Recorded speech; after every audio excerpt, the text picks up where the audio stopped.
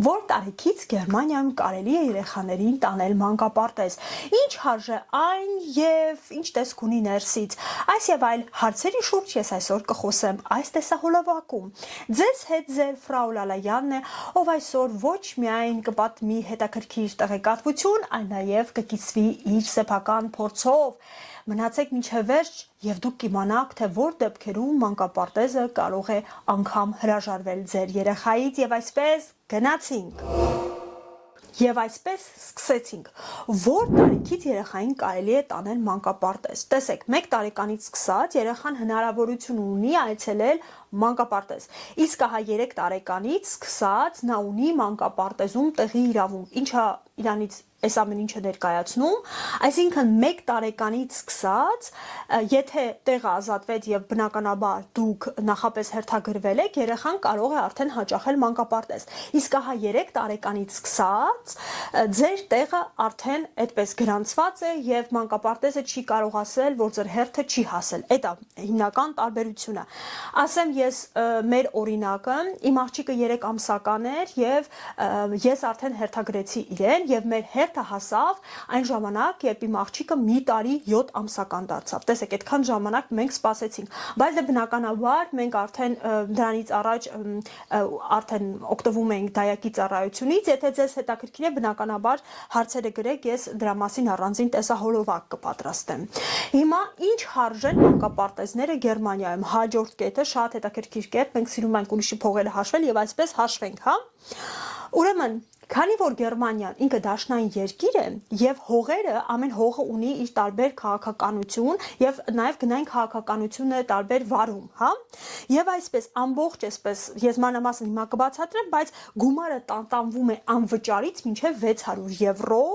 հանրային եւ միջինը 1500 եվրո մասնավորի դեպքում։ Տեսեք, օրինակ Բերլինում լիովին անվճար է։ Բնականաբար կան տեղեր, որտեղ ինչ որ էլի գումարներ պետք է վճարվեն, հա։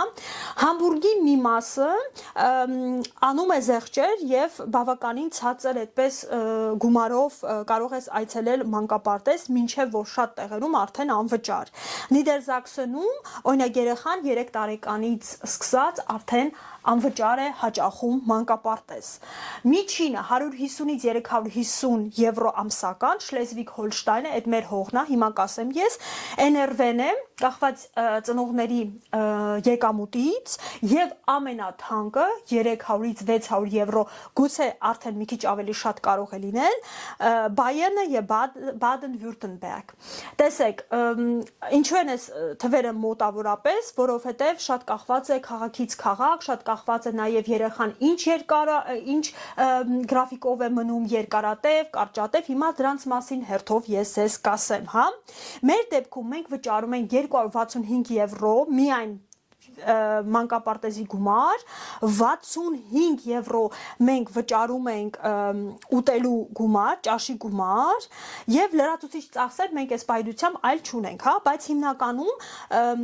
ճաշը 60-ից 120 եվրո կարող է հասնել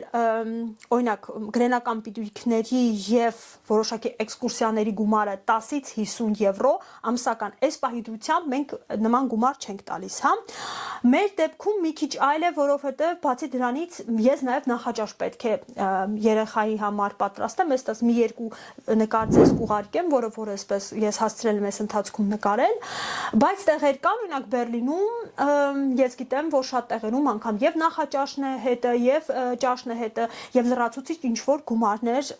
չեն գանձվում։ Իսկ ինչ անել, եթե դուք օրինակ ունեք նվազագույն եկամուտներ եւ այդ 350 եվրոն, 250, 600 եւ ավել գումարը չեք կարող վճարել։ Այս դեպքում գործում է պետության սուբսիդավորման համակարգը, դուք ներկայացնում եք դիմում, ներկայացնում եք փաստեր եւ տվյալներ, որ դուք օրինակ քիչ եք վաստակում կամ գործազուրկ եք եւ շատ դեպքերում մինչև 100%-ի չափով, կախված թե ինչքան դուք գումար եք աշխատում, կարող է ձեր մանկապարտեզի վճարը պետության կողմից սուբսիդավորվել, հա։ Բացի դրանից, եթե դուք վճարում եք գումար, տարվա վերջում դուք կարող եք հարկային դեկլարացիայի միջոցով գումարի որոշ մասը հետ վերցնել։ Մանկապարտեզների տեսակների մասին ես կուզենամ նաև խոսել, կան կրոնական, կոնֆեսիոնալ, այսպես կոչված, կա ինտերնացիոնալ, կա Մոնտեսորի սեկտորի այսպես կոչված Վալդորֆ եւ կոմերցիելը Թրեգավ, այսինքն մասնավոր մանկապարտեզներ, հա։ Իմ աղջիկը հաճախում է կրոնական մանկապարտեզ, մենք գտնվում ենք շատ լավ թաղամասում, որտեղ որ այդպես գետո թաղամաս չի եւ նաեւ ես շատ ուրախ եմ, որ կրոնական է գնում, որովհետեւ դուք մի մտածեք, որ կրոնական ինչ որ աղվանդավորական ամեն ինչը այդպես կրոնով է սահմանափակված, ոչ, միայն տարբերությունը այն է, որ ուրբաթ օրը դպրոցի չէ, մանկապարտեզի դաստիարակը ինչ որ 10 րոպե խոսք է ասում մանկական աստվածաշնչից եւ դրանով մենք սահմանափակվում ենք, մեկ էլ կրոնական տոներն ենք մենք լավ նշում։ Իսկ մեզ մոտ հիմնականում նախընտրելի է հենց քրիստոնյա երեխաներին, օրինակ մեր մանկապարտեզում ես ինչքան որ գիտեմ, այլ կրոն դավանող երեխաներ չկան, ես բավականին երկար ժամանակ եմ ծախսել, որպեսզի հավաքեմ տեղեկատվություն, որովհետև այս ամեն ինչը այլ բան է, որ դու քո փորձով ես սկսում, այլ բան է, որ ներկայացնում ես բացի այդ նաև հանրային այդպես հասանելիության տեղեկատվություն եւ դրա համար եթե հավանում եք այս վիդեոն, խնդրում եմ լայքերի միջոցով աջակցեք ինձ։ Իդեպ կոմերցիոն եւ միջազգային այդպես մանկապարտեզների առավելությունը այն է, որ փոքր խմբեր են, ավելի լավ է խնամքը իրականացվում, հարմարավետ գրաֆիկ եւ հատուկ դաստիարակչական մեթոդներ են գործում։ Օրինակ մեր դեպքում ինքը հակրոնական է, 2 դաստիարակ 10 հոգու համար, այսինքն մի դաստիարակին, այդպես չէ, գիրտ ասեմ դաստիարակ հասնում է 5 երեխայի խնամք, հա։ Մասնավոր մանկապարտեզների միակ թերությունը բարձր գներն են, 500-ից սկսում է մինչև 1500, այսինքն միջինը 1500 է, կարող է բնականաբար ավելի շատ լինել։ Մի քանի օրինակ եմ ձեզ համար առանձնացրել, օրինակ Համբուրգի միջազգային մանկապարտեզի գինը 1200 եվրո է, անգլերեն լեզվով է իրականացվում խնամքը եւ ամբողջ օրվա ընթացքում է եւ բնականաբար խոսում են դաստիարակները գերմաներեն, անգլերեն, այսինքն երեխաները փոքր տարիքից են սովորում են անգլերեն։ Ուզում եմ նաեւ խոսել ինչ տեսք ունեն մանկապարտեզները ներսից, ես մի քանի վիդեոներ եմ արել ձեզ համար, հատուկ վիդեոների մեջ չեն երևում երեխաները, որովհետեւ այստեղ շատ լուրջ է տվյալների անվտանգության հետ կապված եւ առանց ծնողների թույլտվությամբ դու չես կարող վիդեո նկարել եւ երեխային այդպես ցույց տալ վիդեոյի մեջ։ Տեսեք, սենյակները ինչպիսի տեսք ունեն անպայման խաղահրապարակ դրսում, ունեն հատուկ չափանիշներով համապատասխան կահույք։ Հիմա ձեզ ցույց կտամ նաև քնելու վայրը եւ բնականաբար չկա հեռուստացույց։ Իդեպ քնելու վայրը այսպես այս մատրասները իրենք դնում են հատակին։ Իդեպ ես այդ մատրասների վերաբերյալ հարց տվեցի, որովհետեւ ինչ որ տարօրինակ ինձ թվաց, իրենք ասացին, որ դա համապատասխան է չափանիշներին եւ հատուկ արված, ենք շատ փափուկ են, որպեսզի երեխաները չվնասվեն, չընկնեն եւ ինչ որ խնդիրներ չառաջանան, հա։ Հաջորդ կետը առանձնացրել եմ դաստիարակների եւ դաստիարակության մեթոդները, հա։ Ասեմ, որ դաստիարակները այստեղ անպայման պետք է կրթություն ստանան, 3 տարի անում են համապատասխան Ausbildung, դաստիարակները կարող են լինել կին եւ տղամարդ, եւ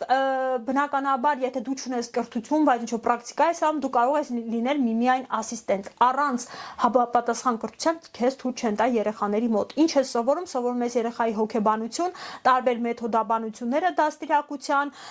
եւ ինչ որ շատ հետաքրքիր իրենք ծրագրեր ունեն եւ դաստիարակները իսկապես պրոֆեսիոնալ են, հա։ Օրինակ ես նկատել եմ, որ երեխային միշտ այդպես հարցնում են, «Էս կոշիկը կուզես, թե մյուս կոշիկը կուզես», ու ես այդտեղ տեսնում եմ, որ երեխաներին ավելի ընկալում են որպես այդպես ինդիվիդուում, որպես մարդ, այլ ոչ թե ինչ որ մարգինալ տար։ Ես սիրելիներ ունեմ մանկապարտեզյան փորձ եւ որ 90-ականներին ես այդպես փոքր երեխա էի,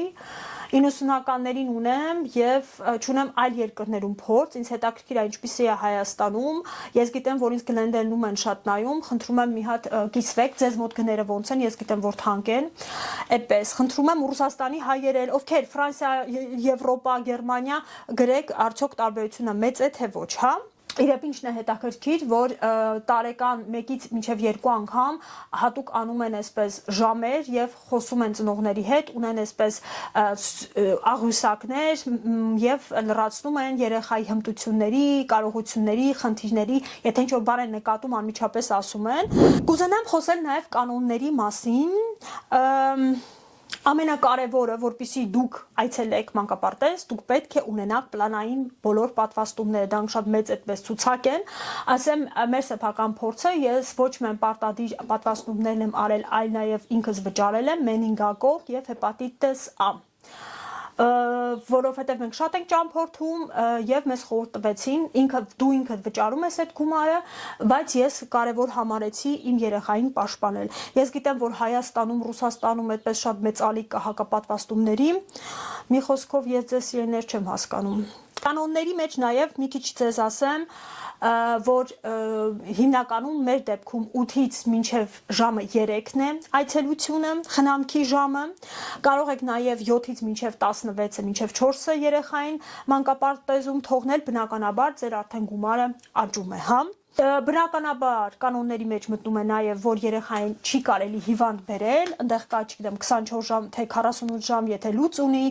ջերմություն ունի եւ այլն եւ այլն։ Եվ ինչ ենք տանում մենք։ Ուրեմն մենք պետք է պամպերսներ տանենք, քնելու իրեր տանենք, շորեր, բնականաբար փոխնոտ շորեր, անձրևանոցային բաճկոն, ռետինե կոշիկներ։ Ինչն է կարևոր նաև տվյալների անվտանգության առումով, որ երեխաներին, եթե դու չես համաձայնում, ընդհանուր ֆոտոներ չեն անում, իրենց սայթում իրավունք չունեն տարածելու։ Ես գիտեմ, որ Հայաստանում շատ ընդունված է, ինչ որ մանկապարտեզի էջեր անգամ Instagram-ում ունեն, Facebook-ում ունեն, ինչը այստեղ լրիվ անհնար է, որովհետև երեխաներին այսպես շատ են խուսափում, ընդհանրապես անգամ իրենց անձնական էջերում դնել, հա։ Ես էլ մեր մեջ ասած շատ քիչ ինֆո եմ դնում երեխայի մասին, էդ էլ չէի կարող դնել, բայց գիտեք, չեմ համբերում, մեկ-մեկ դնում եմ։ Օրակարգը Ինչն է հետաքրքիր, որ մեր դեպքում մենք տալիս ենք նախաճաշ իր հետ, ճաշ են անում 12:30, հետո գնում են քնելուց հետո արթնանում են, մի քիչ խաղում են եւ արդեն ժամն է երեխային վերցնելու։ Հետաքրքիր է, որ ճաշելուց առաջ իրանք ունեն այսպես կոչված Morgan Kreis, այսինքն երեխաներին սովորացնում են ինչ օր է այսօր, ինչպիսի եղանակ է եւ այլն, այսինքն մի քիչ այդպես երեխայի զարգացման վրա են աշխատում։ Ես բացի այդ ձեզ խոստացել եմ նաև խոսել, թե որ դեպքում կարող են պայմանագիրը ձեզ հետ չեղարկել, հա։ Եթե դուք մի քանի ամիս չեք վճարում գումար, եթե բազմիցս ուշ եք երեխային վերցնում մանկապարտեզից, այսինքն եթե ձեզ մոտ գրված է պայմանագրով 3-ը, նշանակում է 3-ին արդեն երեխան պետք է դրսում լինի։ Շորերը այսպես հագած պետք է դուրը փակեն, այս ոչ թե դուք 3-ին նոր գաք, մինչև հագցնեք եւ այլն, թե երեխան կիրառում է բռնություն այլ երեխաների նկատմամբ եւ այդ ամենը կրում է պարբերական բնույթ, այդ դեպքում էլ ձեզ կարող են հեռացնել մանկապարտեզից եւ բնականաբար խնդիրներ կարող են առաջանալ նաեւ այն դեպքում, եթե ծնողները սխալ տեղեկատվություն են ներկայացրել իրենց եկամտի մասին, այսինքն խաբեություն է տեղի ունեցել։ Ուզում եմ ասեմ, թե ինչպես է տեղի ունենում երեխայի մանկապարտեզի հենց առաջին մի ամիսը, այստեղ գոյություն ունի այսպես կոչված պրակտիկա, եւ որ երեխային մի անգամից դու չես բերում եւ թողնում, ասում ես դե գնա քո գործերով, այլ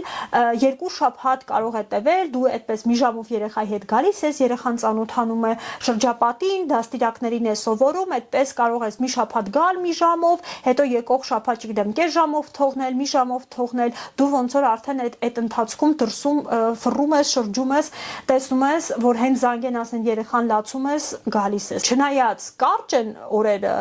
շատ հաճախակի զանգահարում են եւ ասում են կամ app-ում գրում են, application-ում, որ վայ, դայակ չունենք, հիմադացել են, արձակուրդ են, բաժանաղիքավորի ծնունդի են եւ այլն,